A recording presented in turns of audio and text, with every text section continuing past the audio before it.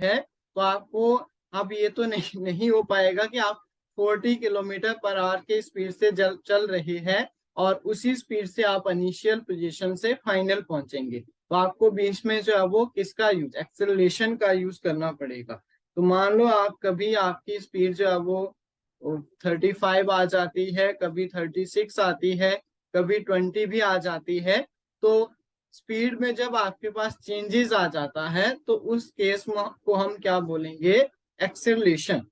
ठीक है, तो फिर आपका जो एक्टिवा का कान है वो धीरे से घूमेगा, कभी कम घूमेगा, कभी ज्यादा घूमेगा। जैसे ही नीचे आएगा तो स्पीड कम, जैसे ही ऊपर जाएगा तो स्पीड ज्यादा। अब देखिए, जो ये चेंज आया वेलोसिटी में बदलाव, पहले हमने देखा डिस्प्लेसमेंट, डिस्प्लेसमेंट में बदलाव आया तो हमारा वेलोसिटी, वेलोसिटी के अंदर बदलाव आया तो हमने क्या देखा, उसको हम बोलेंगे एक्सेलरेशन। तो basically you are changing acceleration, जब आप वहां पे एक्सेलरेट कर रहे हैं तो आपका उसका सीधा मतलब क्या है कि आपका हाथ जो है वो एक्सेलरेट कर रहा है। तो उस डिवाइस को, जो हाथ में आपका डिवाइस है, उसी को हम एक्सेलरेशन या फिर एक्सेलरेटर जो है वो कहते हैं। तो उसके पीछे रीजन वही है। अब देखो एक्सेलरेटर आपका, ये जो एक्सेलरेशन है ये भी दो तरह का हो सकता है, आपका पॉजिटिव और नेगेटिव। याद रखना है, पॉजिटिव और नेगेटिव। तो जब आपके पास पॉजिटिव एक्सेलरेशन होगा तो उसको तो हम बोलेंगे एक्सेलरेशन, लेकिन जो नेगेटिव एक्सेलरेशन होता है इसको बोला जाता है रिटार्डेशन।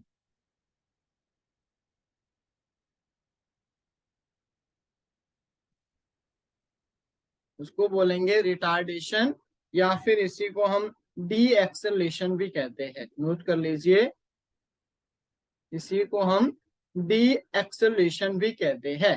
तो आई होप इतनी बातें जो है वो आप सभी को क्लियर हुई होगी। इसके बाद अगर देखा जाए कि क्या पढ़ा हमने, पोजीशन, पोजीशन में चेंज, डिस्प्लेसमेंट, डिस्प्लेसमेंट में चेंज, वेलोसिटी, वेलोसिटी में चेंज, एक्सेलरेशन। तो इतनी बातें तो आई होप आप सभी को समझ आई होगी। अब हम बात करते हैं यूनिट की। अभी तक हमने यूनिट नहीं देखा, वेलोसिटी का हमने बता दिया, फिर भी दोबारा से मैं आपको यूनिट कैसे आपने मेजर करने हैं उस चीज का जो है वो एक्सप्लेनेशन जो है वो देता हूं। तो सबसे पहले पोजीशन यूनिटलेस, याद रखना है पोजीशन क्या हो जाएगा, यूनिटलेस। अब देखो यहां से डिस्प्लेसमेंट हुआ एक्स, एक्स हुआ तो यूनिट आ जाएगा मीटर। अब देखिए यही जो है वो डिस्प्लेसमेंट में इक्वल चेंज आया, इक्वल चेंज आया तो D x upon D T हमने देखा वेलोसिटी। नोट करना है सभी ने, वेलोसिटी जो है वो D x upon D T हो जाएगा। तो इसमें क्या होगा, एक्स का मीटर पर सेकंड, ये भी हमने डिस्कस कर लिया था, मीटर सेकंड इनवर्स। इसके बाद अगर जो है वो आपका वेलोसिटी के अंदर चेंज आता है डीवी अपॉन डी टी, तो इसको हम बोलते हैं एक्सेलरेशन। तो वेलोसिटी का यूनिट था m s minus one, t को फिर से सेकेंड आ जाएगा तो मीटर सेकेंड इनवर्स स्क्वायर आ जाएगा, सेकेंड स्क्वायर इनवर्स जो है वो आ जाएगा, या फिर मीटर पर सेकेंड स्क्वायर इस तरह से आ जाएगा। तो ये दोनों जो है वो किसके यूनिट आएंगे, एक्सेलरेशन के जो है वो यूनिट आएंगे। अब आपका मन कर रहा है क्या, एक्सेलरेशन आपने वेलोसिटी में चेंज ला दिया तो एक्सेलरेशन हो गया। अब आपका मन कर रहा है कि इससे भी ज्यादा हमने, अगर एक्सेलरेशन का जो है वो चेंज आता है विद रिस्पेक्ट टू डी, अगर एक्सेलरेशन में चेंज आता है विद रिस्पेक्ट टू टाइम, तो आप क्या बोलेंगे, उसको बोला जाता है जर्क। अभी तक आपने नहीं सुना होगा, उसको हम क्या बोलेंगे, उसको कहा जाता है जर्क। जर्क का जो यूनिट हो जाएगा वो हो जाएगा मीटर सेकेंड क्यूब। नोट करना है सभी ने। अब देखो, अब आप चाहते हैं जब जर्क में जो है वो चेंज आएगा, जर्क को जैसे लिखेंगे, तो जर्क को मैं जब आपके पास D J upon D T आ जाएगा तब आप क्या बोलेंगे, उस प्रोसेस को हम क्या बोलेंगे, तो जर्क के अंदर चेंज आया तो उसको कहेंगे जॉन्स, जे ओ UNCE, उसको जॉन्स कहेंगे और इसका यूनिट आएगा मीटर सेकेंड फोर। अब देखो, अब आप चाहते हैं कि आप जॉन्स में भी चेंज लाएं, तो जॉन्स में जो चेंज आएगा वो आपके पास विद रिस्पेक्ट टू टाइम, उसको बोला जाता है क्रैकल। नोट करना है सभी ने, क्या कहते हैं उसको, क्रैकल जो है वो कहा जाता है। तो क्रैकल का क्या मतलब हुआ, metre second raise to power 5। तो देखो हमने इतने सारे बदलाव जो है वो आज देखे।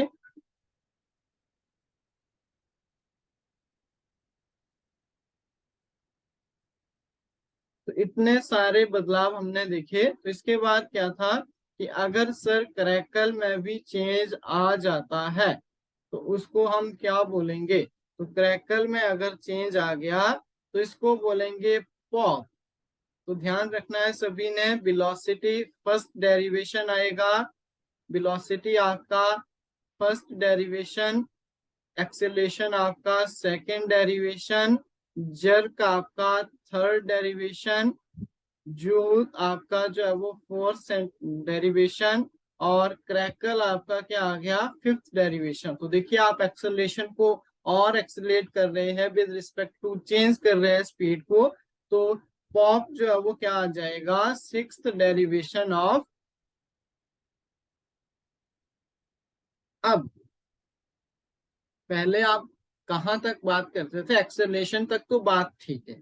अब एक्सेलरेशन से जब आप कहाँ जाएंगे, जर्क के पास आएंगे, तो आपको क्या लगेगा, अरे भाई बचाओ बचाओ, मतलब झटके लगना जो है वो स्टार्ट हो जाएंगे। ठीक है, जॉन्स तक जाएंगे तो और ज्यादा झटके लगेंगे, क्रैकल तक जाएंगे तो और ज्यादा झटके लगेंगे, और फिर क्रैकल के बाद जब पॉप आएगा तो पॉप के बाद जो है वो आप बोलेंगे सीधा मौत, उसके आगे जो है वो कुछ भी नहीं होगा, फिर डायरेक्ट जो है वो डेथ ही होगी। तो आप जो है वो यहीं तक जो है वो चीजें करें, इससे आगे ट्राई करने की कोशिश ना करें। तो आई होप आप सभी को इतनी चीजें जो है वो क्लियर हुई होगी, so that we will change only acceleration. यहाँ तक ही हम जो है वो चेंज करते हैं, इससे आगे जो है वो चेंज नहीं करेंगे। तो यहाँ तक आप लोगों को आई होप अच्छे से चीजें समझ आई होगी। इसके अलावा यूनिट्स क्या होते हैं और डेरिवेटिव्स, तो यूनिट और मेजरमेंट आता है, सॉरी। तो मेजरमेंट में हम, यूनिट तो क्या होता है, यूनिट होता है कि 1 किलो चीनी, यहाँ पे भी उसका वेट इंटरनेशनल जो एसआई सिस्टम होता है, तो 1 किलो का मतलब पूरे यूनिवर्स में 1 किलो होना चाहिए। अदरवाइज मान लो पाकिस्तान के अंदर 800 ग्राम चीनी और इंडिया के अंदर 1 किलो, तो घाटा किसको है, इंडिया को, इंडिया वालों को घाटा पड़ेगा। तो हो सकता है उनको जो है वो प्रॉफिट हो जाए, उनको लॉस। इसीलिए चीजों को बैलेंस करने के लिए एक यूनिट सेट किया गया है, स्टैंडर्ड एसआई यूनिट, जिसको हम कहते हैं स्टैंडर्ड इंटरनेशनल यूनिट। तो इसके बारे में हम कल जो है वो कोशिश करेंगे कि चीजों को पढ़ें और क्यों जरूरी है। सबसे इम्पोर्टेंट चीज है कि यूनिट हमारी लाइफ में क्या इंपॉर्टेंस देता है, फंडामेंटल यूनिट क्या होते हैं और डेरिवेटिव यूनिट क्या होते हैं। फंडामेंटल बेसिक जो है वो 7 फंडामेंटल यूनिट आते हैं, और डेरिवेटिव मतलब जो डिराइव किए जा सकते हैं, जैसे एक्सेलरेशन डिराइव से आया, वेलोसिटी हमने डिराइव से किया। तो इस तरह से जो है वो कुछ डिराइव्ड यूनिट आते हैं, और कुछ आपके पास क्या आता है, फंडामेंटल यूनिट आते हैं। इसी तरह से यूनिट को मेजर करने के लिए सिस्टम आते हैं, एमकेएस, सीजीएस हो गया, एसआई यूनिट हो गया, इस तरह की चीजें रहेगी। फिर हम पढ़ेंगे सिग्निफिकेंट फिगर, जहां से आपके एग्जाम में बहुत ही इंपॉर्टेंट क्वेश्चन आता है। उसके बाद हम डिस्कस करेंगे डायमेंशनल फॉर्मूला क्या होता है, या फिर उसी चीज के अंदर स्केलर और वेक्टर क्वांटिटीज क्या होती है। तो धीरे धीरे हम चीजों को जो है वो नेक्स्ट लेवल तक लेकर जाएंगे। तो आई होप आज जो हमने डिस्कस किया है ये आप लोगों को बेसिक लेवल पे समझ आया होगा, और होपफुली आप सभी जो है वो रिवाइज करके आएंगे, रिवीजन करेंगे चीजों को। थोड़ा सा मैं आपको बता रहा था कि एग्जाम का पैटर्न और चीजें किस तरह से पूछी जाती है, और बुक्स मैंने ऑलरेडी बता दी। तो आपको जो है वो आपके एग्जाम के अंदर लगभग 14 सब्जेक्ट आते हैं। कौन कौन से? पीसीएम तो होता ही होता है, ठीक है, सब्जेक्टिव है। इसी में आप सीडीपी या फिर पेडागोजी, जिसको हम बोलेंगे टीचिंग एप्टीट्यूड, कुछ भी मान के चलिए, यहाँ से क्वेश्चन आएंगे। Hindi, English, reasoning, current affair, कितने हो गए? 4 और 4 8। इसके बाद हिस्ट्री, पॉलिटी, इकोनॉमिक्स, जियोग्राफी, कितने हो गए? 12। फिर हमारा आता है एचपी जीके, 13। और कुछ क्वेश्चन, एक आधा क्वेश्चन बहुत रेयरली रहता है कि आपको कंप्यूटर एप्लीकेशन से या फिर इन्वायरमेंटल से जो है वो पूछ लिया जाता है। तो टोटल आपके पास जो सब्जेक्ट रहते हैं, ये सारे सब्जेक्ट रहते हैं, और एग्जाम आपका इस बार जो है वो 200 मार्क्स का रहता है। ये भी इम्पोर्टेंट चीज है। और सबसे इम्पोर्टेंट चीज है कि इस बार Himachal Pradesh public service commission जो है वो चीजों को रन करेगा। तो ये भी आपने ध्यान रखना है कि उनका एग्जाम का जो लेवल रहता है, पैटर्न रहता है, उसको भी आपने प्रीवियस ईयर से एनालाइज करना है, क्योंकि 2016 से पहले वही जो है वो कमीशन कंडक्ट करते थे, तो उनके भी कुछ प्रीवियस ईयर को क्वेश्चन पेपर आपको मिल जाएंगे। तो ये सारा प्रोसेस रहता है। और फिजिक्स में जो है वो हम सिलेबस को भी फर्स्ट क्लास के ही अंदर डिस्कस करेंगे। वहां पे मैं आपको बताऊंगा कि कौन सी चीज से कितने क्वेश्चन आते हैं और कौन सी चीजें आपने नहीं पढ़नी है। दैट वाज द इम्पोर्टेंट की फैक्टर, कि क्या नहीं पढ़ना है। तो उस चीज के ऊपर भी हम जो वो विशेष ध्यान देंगे। तो आई होप आज का सेशन आप लोगों ने एंजॉय किया होगा। और लास्ट में मैं आपको कोचिंग लेने का बेनिफिट, कि कोचिंग कोर्स जो है वो लेना चाहिए या फिर नहीं लेना चाहिए। तो कोर्स का बेनिफिट आपको क्या होगा? सबसे पहले लाइव क्लासेस आपको 250 प्लस जो है वो लाइव क्लासेस मिलेंगी, जिसमें फुल सिलेबस रहेगा। सबसे दूसरी चीज जो है वो यही क्लासेस आपको रिकॉर्डेड फॉर्म में भी मिलेगी। रिकॉर्डेड फॉर्म का क्या मतलब है? कि आपको चीजें जो है वो रिकॉर्ड डाटा मिलेगा। इसको आप अपने टाइम के अकॉर्डिंग वीडियोस को जितनी मर्जी चाहे बार देख सकते हैं। इसके बाद तीसरे नंबर पे आपको बात करूं तो नोट्स जो है वो आपको पीडीएफ फॉर्म में मिलेंगे, क्लास नोट्स अलग से होंगे। तो दो चीजें इंपॉर्टेंट ये भी है। इसके बाद फोर्थ नंबर पे हमारे जो टेस्ट चलेंगे, तो उसमें आपको टेस्ट सीरीज के साथ साथ टेस्ट भी जो है वो प्रोवाइड करवाए जाएंगे। फिफ्थ नंबर पे मैराथन क्लासेस, लास्ट का जो क्रैश कोर्स रहता है वो आपका इंक्लूड रहता है।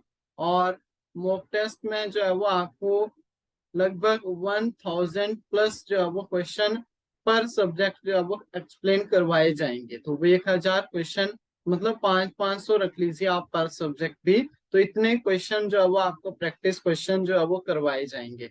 मतलब कहने का मतलब है कि सारी चीजें जो है वो यहाँ पे पकी पकाई है, आपने सिर्फ खाना ही है। और अगर आप कोर्स नहीं लेते हैं तो आप सभी को पता है कि चीजें आपको खुद पकानी पड़ेगी। और लगभग आप इन चीजों को हमारे साथ 3 से 4 महीनों में जो है वो कवर करेंगे। और यहाँ पे आपका 4 से 3 मंथ में जो है वो एक सब्जेक्ट ही कंप्लीट होगा। मान लो फिजिक्स पढ़ रहे हैं आपको, तो लगभग फुल सिलेबस को आपको जो है वो 2-2.5 महीने का टाइम जो है वो ले लेगा। तो चीजें आपके हाथ में है, करना आपको है, रिस्पॉन्सिबिलिटी आप खुद की खुद लेंगे। और मैंने एक्सप्लेनेशन जो है वो दे दी कि क्या क्या चीजें हमारी इसमें रहती है। तो लाइव क्लासेस लगभग 250 के अराउंड तो टेट वालों की हो जाती है। तो कमीशन की आप मान के चलिए कि 250 प्लस अराउंड जो है वो 300 लाइव क्लासेस आपको मिलेगी ऑल सब्जेक्ट की।